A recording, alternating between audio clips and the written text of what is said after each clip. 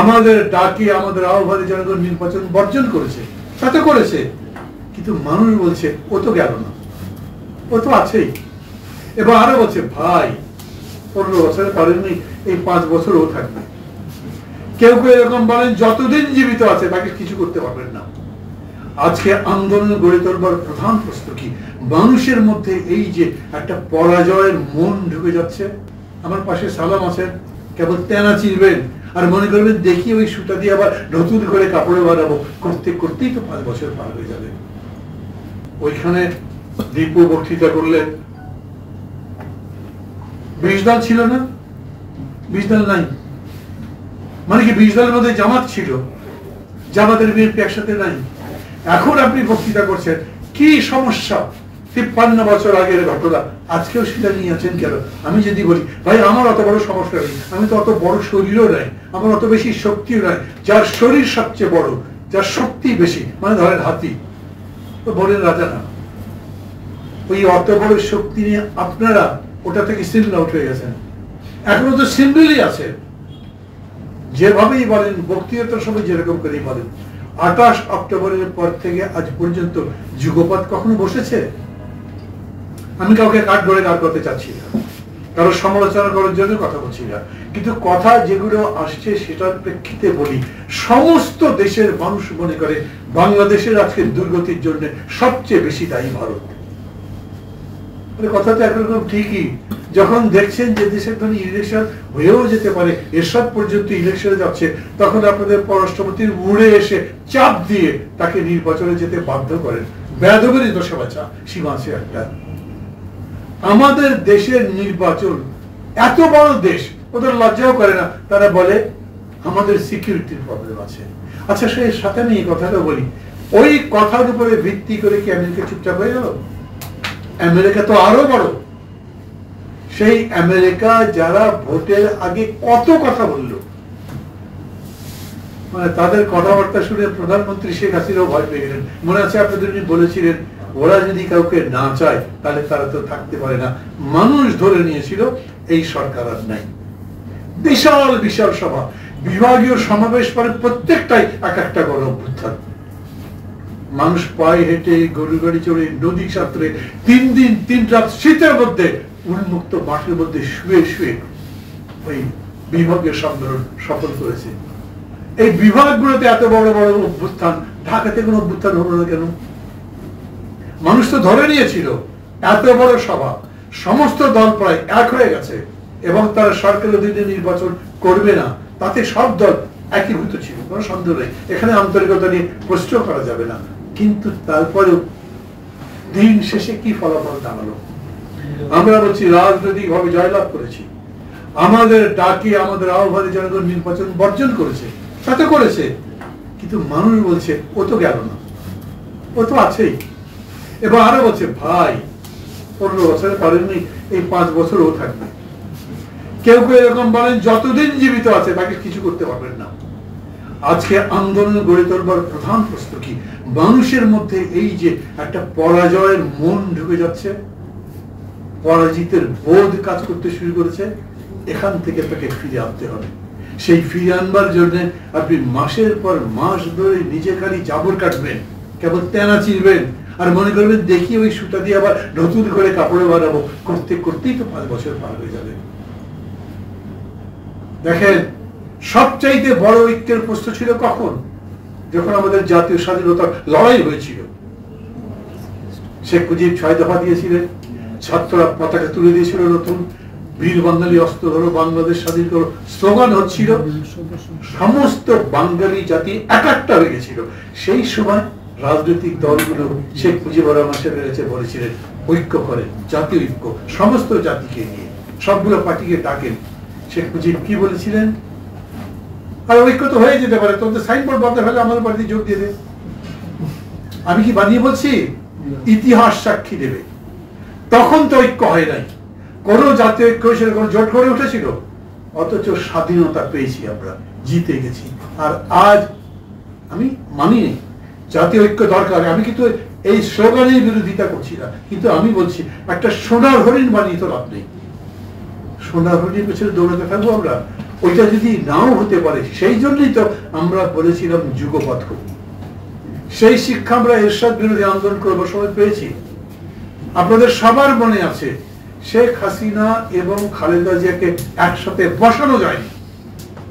পরবর্তীতে যখন পার্লামেন্ট হয়েছে তখনও মনে করে দেখেন, সরকারি দলের প্রধান এবং বিরোধী দলের প্রধান সংসদে পাশাপাশি বসতেন, মানে যেভাবে গ্যালারিটা সাজানো থাকতো। ওনারা যখন সংসদের মধ্যে গেলেন তখন একজন ওই কোণায় বসে, আরেকজন ওই কোণায় বসে, কেউ কারোর দিকে তাকাতেও পর্যন্ত রাজি না। সে আন্দোলন হয়েছে না?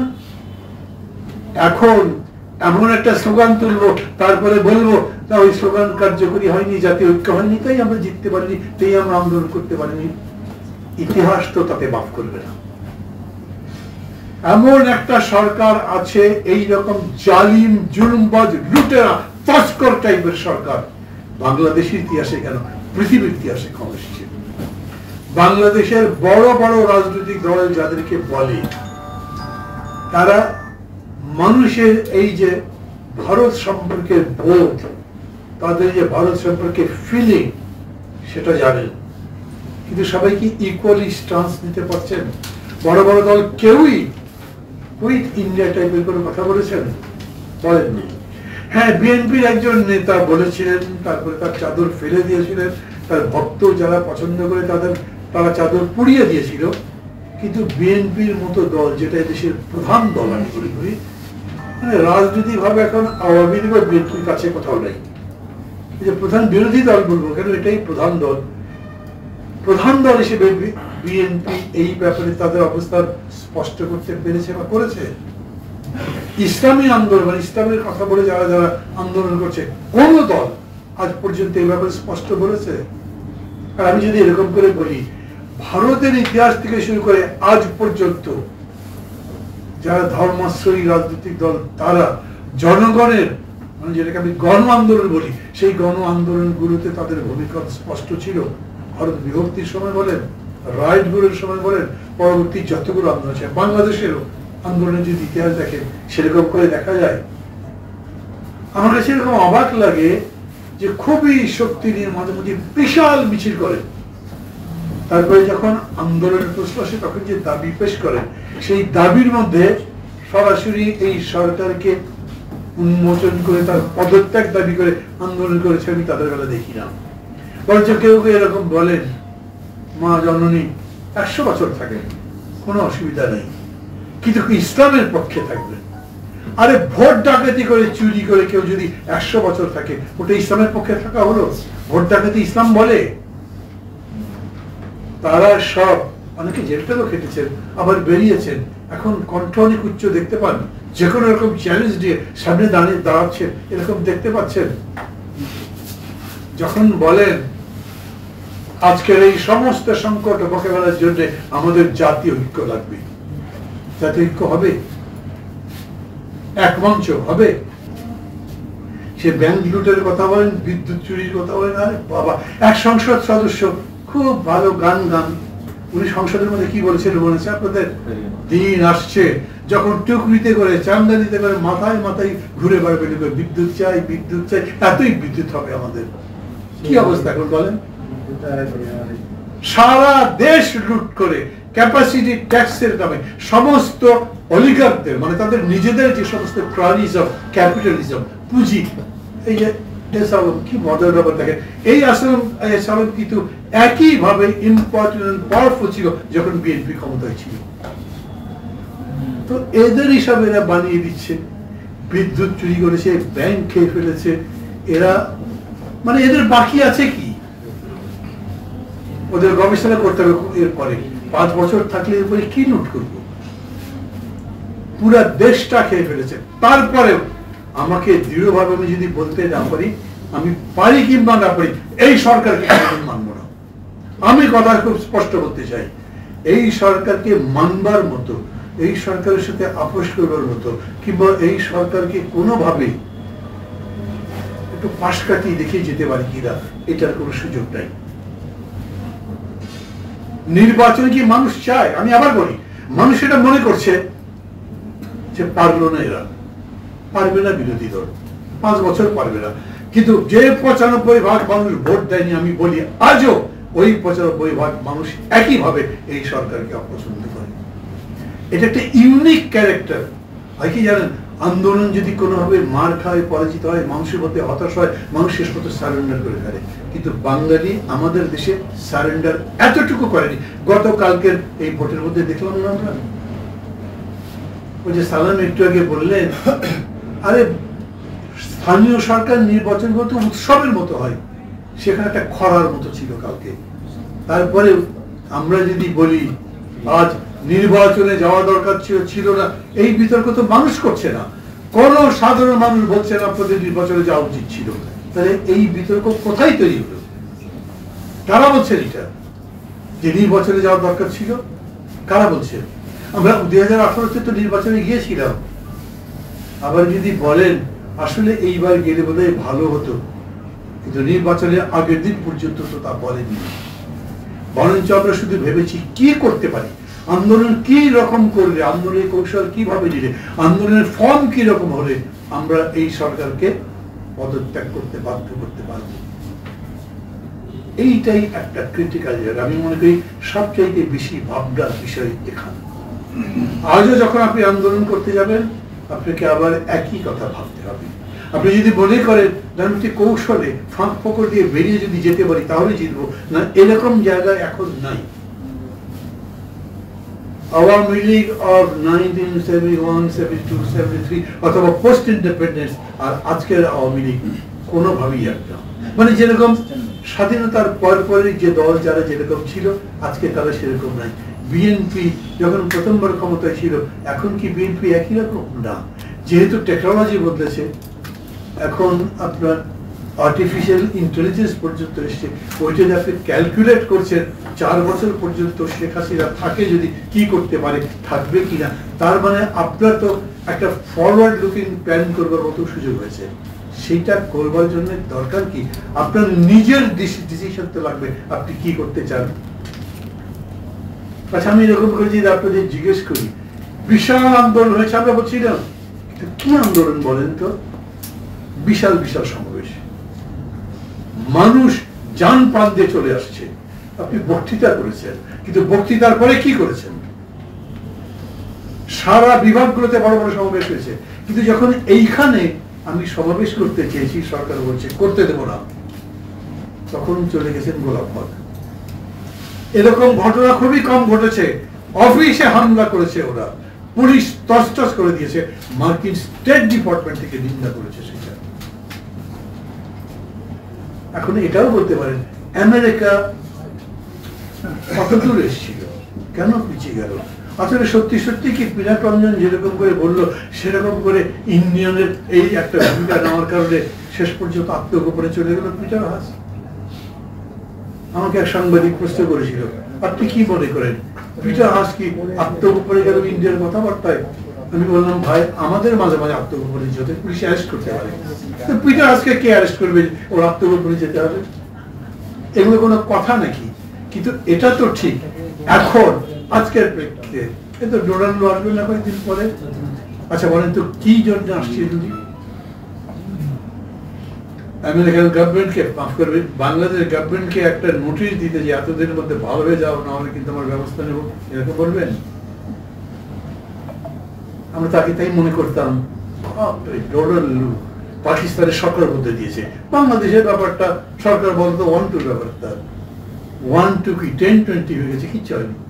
হ্যাঁ, আমি বলি আমেরিকানটা তার পজিশন চেঞ্জ করেনি, কিন্তু সর্বশেষ তাদের যে স্টেটমেন্ট সেটা তো তারা এই নির্বাচন মানেনি, এখানকার মানবাধিকার নাই বলেছে, গণতন্ত্র নাই, ভোট ঠিক কথা হয়নি, সবই বলছে। কিন্তু তার সাথে সাথে কি জিনিস তাদেরকে আটকাচ্ছে? এখানকার জিও পলিটিক্সে তারা কি এরকম কিছু মনে করছে ভারতকে চটালে তারা চায়নার বেশি জায়গা পেয়ে যাবে? তাদের মূল লড়াই যেহেতু চায়নার সঙ্গে, তাতে ভারতকে বিল্ড করতে হবে যাতে তারাই চায়নাকে ফার্স্ট হ্যান্ড মোকাবেলা করতে পারে। ওই যে 62-তে যখন যুদ্ধ হয়েছিল তখন অরুণাচলের অর্ধেক দখল করে ফেলেছিল, মানে একদম পিঁপড়ার মধ্যে ঢুকে যাচ্ছে, ভারতের কিছুই করার ছিল না। এতগুলো বছর পরে India is the 4th largest economy and military power also.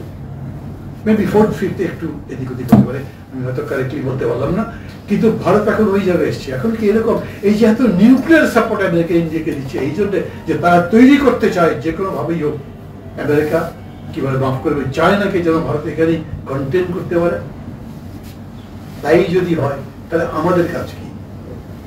সেইখানে আবারও বলি, মৈত্রী যদি পারে তাহলে আমেরিকা কি করলো, রাশিয়া কি করলো, চায়না কি করলো, ইন্ডিয়া কি করলো, তাতে আমার কি? আমি আমারটা করবো।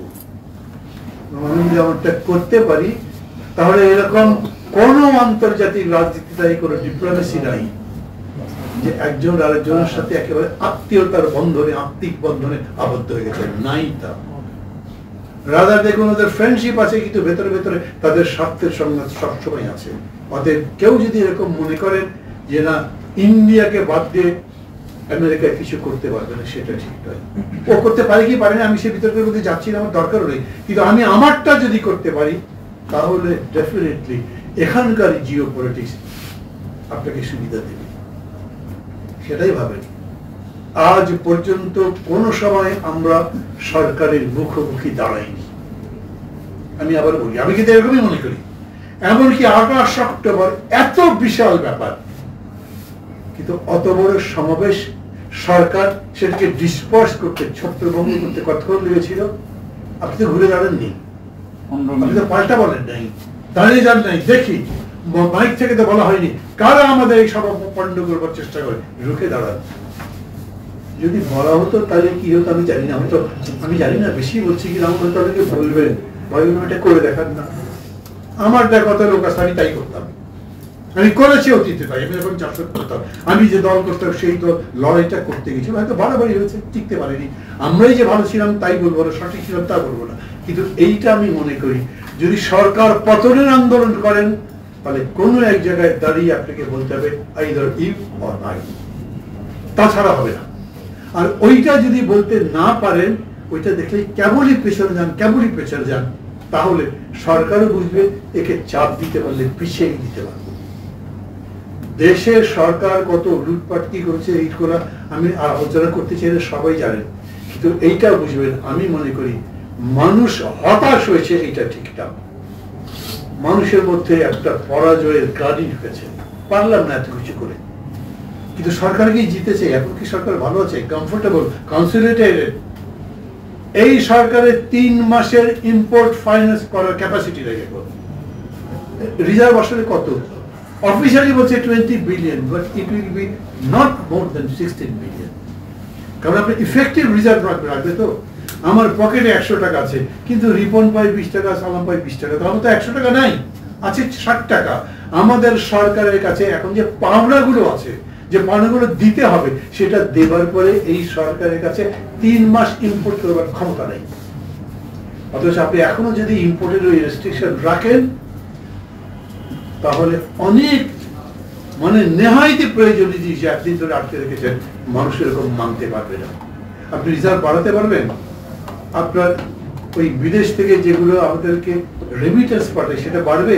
সুযোগ নেই তো। আপনি এক্সপোর্ট বাড়াতে পারবেন? পারবেন না। হ্যাঁ, একটাই করতে পারবেন যে চায়নার কাছে 20 বিলিয়ন ইউএন দাও আমাদেরকে। যদি চায়না দেয় মানে ইকুয়াল টু 4 বিলিয়ন, আর কোথাও তো পাচ্ছে না। বাকিরা বলছে তুমি আগের টাকাই দিতে পারো না, সরকার ডেট সার্ভিসিং করবে কি? তারা তাদের ইন্টারেস্টের পেমেন্ট করার জন্য বিদেশ থেকে ঋণ চাচ্ছে। গভর্নমেন্ট খুবই কষ্টে আছে, বাইরে থেকে দেখাচ্ছে না হয়তো। ওই যে বলে না মারলো বটে অনেক, কিন্তু রক্ত তো বড় বেরোয়নি, ব্যথা পাচ্ছি, খুবই কষ্ট হচ্ছে, রক্ত বেরোয়নি তাই বুঝতে পারছেন না। ব্লিডিং ভেতরে ভেতরে হচ্ছে। সরকার ওই অর্থে যথেষ্ট দুর্বল। আপনি যত লুজ থাকবেন, যত সময় দেবেন, সরকার এটাকে কনসলিডেট করতে পারে। কি হয়, বিদেশিরা যদি দেখে যত যাই হোক না কেন এরাই তো আছে, তো তার সাথেই তো সে ডিল করবে। এই IMF এর কি ভাবছিল টাকা দেবেই না, তারা দিচ্ছে না। এই চায়না কতদিন ধরে চাচ্ছে আমাকে তিস্তার ব্যাপারে তুমি ক্লিয়ার সিগন্যাল দাও, দিতে পারছে না বাংলাদেশ সরকার। চায়নাও মনে করছিল আর টাকা দেবো না। ওদের প্রেসিডেন্ট এসে 20 বিলিয়ন কমিট করেছিল, তার 4 বিলিয়ন তো ডিসবার্স করেনি তারা। এখন যদি দেখে না আসলে 5 বছরই থাকবে, তখন এই দেশের সঙ্গে বিভিন্ন কারণে বিদেশি শক্তির সম্পর্ক করবে। কথা বাড়াবো না আমি, আমি মনে করছি, যারা মনে করছেন ভারতের সাথে সম্পর্কের উন্নয়ন কেমনে করা যায়, ভারতের সাথে মানে শেখ হাসিনা গভর্নমেন্টের সাথে ভারত যত কমফোর্টেবল, যত অ্যাসিওর, যতখানি নিশ্চিত নিরাপদ বোধ করে, অন্যদের সাথে ওটা কেন ডিল করতে যাবে বলেন? যদি এমন আছে ইমার্জিং সামথিং, তখন তারা ভাববে। এরকম কথা আমি মাঝে মাঝে শুনছি। ভারত তার নির্বাচন পর্যন্ত দেখছে, নির্বাচনটা পার হবার পরে ওরা ভাববে, কারণ এই সরকারের যে কোনো জনপ্রিয়তা নেই তারা বোঝে। হয় কি সারা দেশে বারুদ ছড়িয়ে আছে, হঠাৎ করে কোথায় যেটা আগুনের ছোঁয়া লেগে দাবানল হয়ে যাবে তা তো বলা যায় না। অতএব এই ভয়টা আছে, এই সরকার যখন তখন পড়ে যেতে পারে। এইরকম কথা যদি কেউ বলে, তার অবজেক্টিভ কন্ডিশন আছে। অতএব ওরাও ভাবতেই পারে। আপনি যদি সেই আন্দোলনটা বিল্ড করতে পারেন, তখন তাদের সাথে সম্পর্ক স্বাভাবিক করতে হতে পারে। তখন আপনি বলবেন বর্ডার কিলিং বন্ধ হতে হবে। কোন জায়গায় হবে না, তুমি সব কাহিনী বলে লাভ নেই। গরু চুরি করছে, গুলি করে, তাই আমি মানবো? তুমি কেন নদীর পানি ডাইভার্ট করে দিয়ে, এই যে দেখেন ফারাক্কার চুক্তি আবার আমাদেরকে 26 সালে রিনিউ করতে হবে। তো ফারাক্কার চুক্তি আবার কি করবেন? ফারাক্কা পয়েন্টে যে পানি আসে, সেই পানি কিভাবে ডিস্ট্রিবিউট হবে? এটা তো সেই চুক্তি। তো ফারাক্কা পয়েন্টে পানি আসে, ওরা গঙ্গা বলেন বা আরো যে এতগুলো নদী, কতগুলো নদীর পানি ডাইভার্ট করছে আমি সবগুলো জানি না। ওই যে তখন কথা হচ্ছে না, গজল লেবাতে ওই একই কথা বলছিল, পয়েন্টে যে পানি আসে। আসিফ নজরুলকে সেদিন দেখলাম, উনি এক জায়গায় টিভিতে একটা আলোচনা সভায় বলছেন, সমগ্র বিশ্বে সীমান্তবর্তী দেশগুলোর মধ্যে পারস্পরিক যে চুক্তি হয়েছে, তার মধ্যে ভারত বাংলাদেশের চুক্তি হলো সবচেয়ে নিম্নমানের। আমাদের সরকারের তো ওগুলো বিষয় না। এই সরকারের সমালোচনা করে কি করবে? ওদের একই কথা, মারো পেটো যতই করো, টাকার ব্যক্তি ছাড়বো, মাল চাই, বাকি গোল্লায় যাক। এবং সেই জন্য নতুন নতুন প্রজেক্ট বাড়ায়। মানুষের পেটে ক্ষুধার আগুন, বাজারে আগুন, কিন্তু তারা আবার প্রজেক্ট বাড়াবার চেষ্টা করে।